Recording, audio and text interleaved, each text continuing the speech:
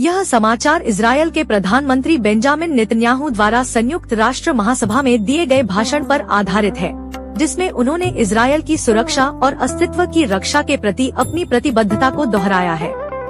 इस भाषण में नेतन्याहू ने हमास, हिजबुल्लाह और ईरान समर्थित आतंकवादी संगठनों के खिलाफ इजरायल के संघर्ष और सुरक्षा के मुद्दों पर जोर दिया। इस समाचार के प्रमुख बिंदु निम्नलिखित हैं। 1. हमास के खिलाफ संघर्ष जारी रहेगा। नेतन्याहू ने स्पष्ट किया कि हमास के खिलाफ संघर्ष तब तक जारी रहेगा जब तक कि यह संगठन पूरी तरह से पराजित नहीं हो जाता। उनका यह बयान संकेत देता है कि इजरायल अपनी सुरक्षा के लिए आक्रामक रणनीति अपनाएगा और हमास को आत्मसमर्पण करने के लिए मजबूर करेगा।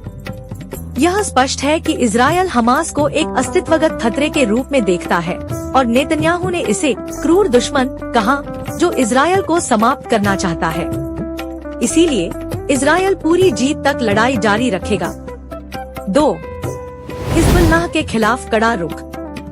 नेतन्याहू ने हिजबुल्लाह के खतरे पर भी चर्चा की, विशेष रूप से उत्तरी इजरायल के निवासियों की दुर्दशा का उल्लेख करते हुए, जिन्हें हिजबुल्लाह के हमलों के कारण अपने घर छोड़ने पड़े। उन्होंने कहा कि इजरायल हिजबुल्लाह द्वारा किए जा रहे रॉकेट और मिसाइल हमलों को बर्दाश्त नहीं करेगा।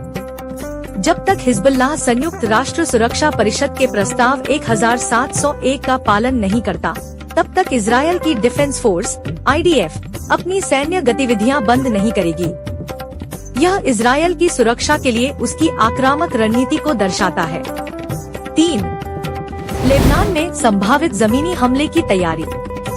समाचार में बताया गया है कि इजरायल ने लेबनान सीमा पर टैंक और सैन्य वाहन तैनात किए हैं, जो संभवतः एक जमीनी हमले की तैयारी का संकेत है। इजरायल का उद्देश्य हिजबुल्लाह के लड़ाकों को निशाना बनाना और उत्तरी इजरायल के लोगों को सुरक्षित घर लौटने की स्थिति बनाना है। यह तैनाती बताती है कि इजरायल एक व्यापक संघर्ष की ओर बढ़ रहा है, जिसमें केवल हवाई हमले ही नहीं, बल्कि जमीनी कार्रवाई भी शामिल हो सकती है।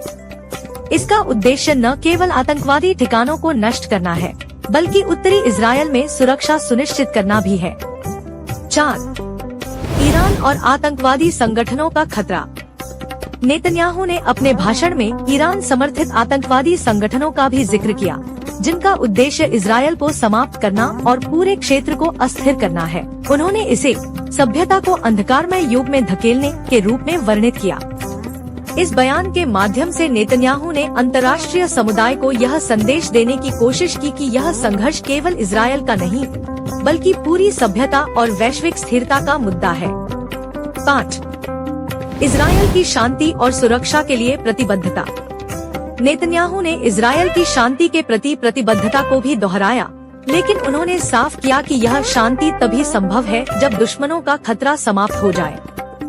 इसका मतलब है कि इजरायल केवल रक्षात्मक नहीं, बल्कि आक्रामक सुरक्षा नीति अपनाएगा। उनका कहना है कि मानवता के पास 2 रास्ते हैं, या तो शांति का आशीर्वाद चुने या हिंसा और अराजकता का अभिशाप। इजरायल शांति के लिए प्रतिबद्ध है, लेकिन अपनी सुरक्षा के लिए वह किसी भी हद तक जाएगा। निष्कर्ष, यह समाचार इजरायल के प्रधानमंत्री बेंजामिन नेतन्याहू द्वारा संयुक्त राष्ट्र महासभा में दिए गए भाषण का एक विश्लेषण प्रस्तुत करता है, जिसमें उन्होंने इजरायल की सुरक्षा, आत्मरक्षा और आतंकवादी संगठनों के खिलाफ अपने कड़े रुख को स्पष्ट किया है। हमास और हिजबुल्लाह के खिलाफ इजरायल के सख्त कदम यह दर्शाते हैं कि इजरायल किसी भी प्रकार के समझौते या शांति प्रयासों से पहले अपनी सुरक्षा को प्राथमिकता दे रहा है। Fiber optic cables, and this will serve the betterment of 2 billion people. Now look at this It's a map. Look at the second map. It's a map of a curse. It's a map of an arc of terror that Iran has created and imposed from the Indian Ocean to the Mediterranean. Iran's malignant arc has shut down international waterways. It cuts off trade. It destroys millions, destroys nations from within, and inflicts misery on millions. On the one hand, a bright blessing, a future of hope. On the other hand, a dark future of despair. And if you think this dark map is only a curse for Israel, if you think that, then you should think again. Because Iran's aggression, if it's not checked, will endanger every single country in the Middle East and many, many countries in the rest of the world.